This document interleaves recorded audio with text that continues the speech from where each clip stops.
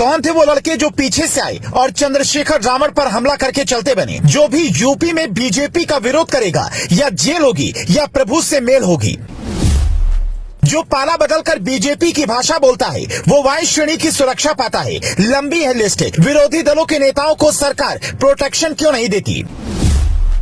America से पढ़ाई की ख्वाहिश दलित हितों के लिए सियासत में आए शेर की तरह दहाड़ते हैं। आखिर चंद्रशेखर रावण से किसकी और क्यों दुश्मनी है?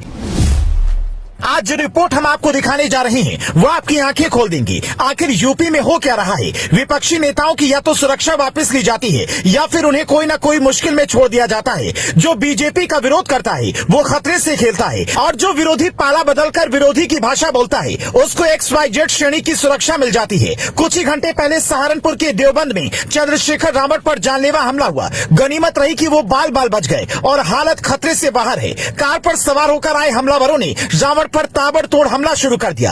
हमले में चंद्रशेखर रावण बाल बाल बच गए। चंद्रशेखर आजाद रावण का जन्म 30 दिसंबर साल 1986 में सहारनपुर के घटकौली गांव में हुआ था। उनके पिता गोवर्धन दास सरकारी स्कूल में टीचर थे। मां कमलेश देवी हाउसवाइफ हैं। चंद्रशेखर आजाद 5 भाई बहन हैं। चंद्रशेखर आजाद ने देहरादून से लॉ की पढ़ाई की है। चंद्रशेखर आगे की पढ़ाई के लिए अमेरिका जाना चाह रहे थे, लेकिन सहारनपुर के एक अस्पताल में पिता की इलाज के दौरान दलितों पर हुए अत्याचार को देखते हुए वो समाज सेवी बन गए। चंद्रशेखर सबसे पहले साल 2017 में चर्चा में आए जब जातीय कलेश के आरोप में भीम आर्मी के मुख्य कर्ता धर्ता चंद्रशेखर को जेल जाना पड़ा। चंद्रशेखर भीम आर्मी नाम की एक पार्टी चलाते हैं जो दलित शब्द लिखने के खिलाफ है। वो दलितों और पिछड़ों की लड़ाई लड़ते हैं और हमेशा दबे कुचले लोगों की आवाज उठाते हैं। दिल्ली में किसान आंदोलन हो या जेएनयू में छात्रों का आंदोलन या दिल्ली यूनिवर्सिटी में छात्रों के साथ बदसलूकी का मामला, हर वक्त एक हाथ में संविधान और दूसरे हाथ में बाबा साहेब की तस्वीर रखते हैं और आंदोलन करते हैं। साल 2018 में जब चंद्रशेखर रावण की जेल से रिहाई हुई